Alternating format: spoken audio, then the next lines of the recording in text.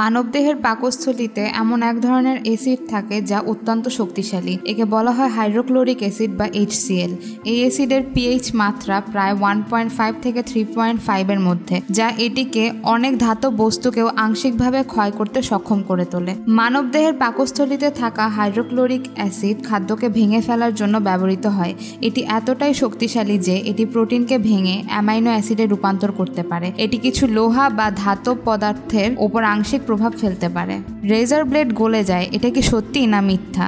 2014 সালে national geographic চ্যানেলে একটি গবেষণায় দেখা গেছে যে সাধারণ স্টেইনলেস স্টিল ব্লেড কিছুটা ক্ষয়প্রাপ্ত হতে পারে মানুষের পাকস্থলীতে, তবে এটি পুরোপুরি গলে যায় না। ধাতব রেজার ব্লেড পাকস্থলীতে অনেকটা পাতলা বলে অ্যাসিড দ্বারা কিছুটা ক্ষয় হতে পারে। কয়েক ঘন্টা পর ব্লেড পাতলা হয়ে যেতে পারে বা ধার কিছুটা হারাতে পারে। বৈজ্ঞানিক ব্যাখ্যা: রেজর ব্লেড সাধারণত স্টেইনলেস স্টিল দিয়ে তৈরি হয়, যার মধ্যে রয়েছে আয়রন, ক্রোমিয়াম এবং নিকেল। হাইড্রোক্লোরিক অ্যাসিডের সঙ্গে প্রতিক্রিয়ায় এসব ধাতব আয়রনগুলো ক্ষয়প্রাপ্ত হয়। এই প্রক্রিয়ায় আয়রন ক্লোরাইড তৈরি হয় এবং হাইড্রোজেন গ্যাস নির্গত হয়।